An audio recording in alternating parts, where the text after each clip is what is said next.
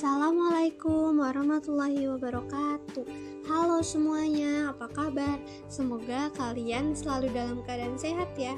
Oh iya, sebelumnya perkenalkan dulu nih, nama saya Salsabila. Oke, jadi pada podcast kali ini saya akan membawakan tema mengenai perbandingan antar bentuk badan usaha serta masing-masing kelebihan dan kekurangannya.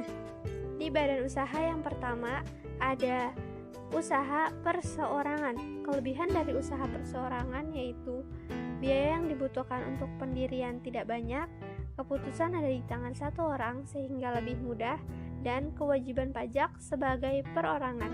Kelemahan dari usaha perseorangan ialah modal sedikit, sulit atau tidak dapat mengikuti tender karena tidak memiliki syarat legalitas, dan kemampuan manajemennya juga terbatas. Di badan usaha yang kedua ada firma. Nah, kelebihan dari firma antara lain pembentukannya mudah, meski tidak semudah usaha perseorangan, jumlah modal lebih besar dari usaha perorangan, dan kemampuan manajemennya lebih besar dari perusahaan perorangan.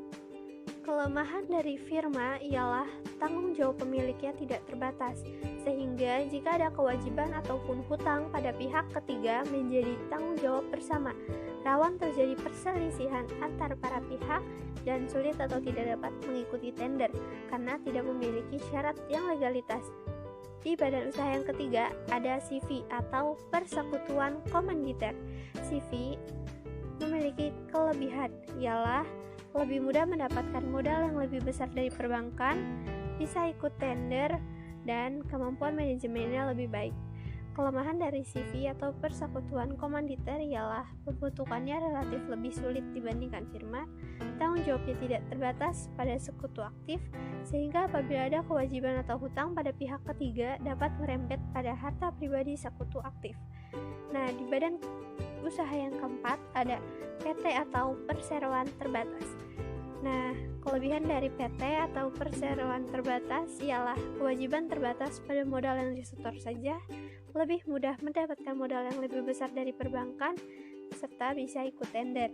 Nah, kelemahannya ialah biaya pendiriannya relatif besar, waktu yang diperlukan untuk mengurus perizinan juga relatif lama, keuntungan yang dibagi akan dikenakan pajak dividen. Nah, di badan usaha yang kelima ada koperasi. Kelebihan dari koperasi antara lain mengutamakan kepentingan anggota, dasar sukarela dan terbuka, prinsip pengelolaan dalam koperasi bertujuan untuk menumpuk laba guna kepentingan anggota, dan badan usaha yang sesuai dengan sikap bangsa Indonesia. Kelemahan dari koperasi ialah rendahnya kesadaran berkoperasi pada setiap anggotanya, memiliki daya saing yang lemah, serta terbatasnya modal dan sulit untuk mendapatkan modal. Mungkin sekian penjelasan mengenai perbandingan badan usaha yang ada di Indonesia serta kelemahan dan kelebihannya.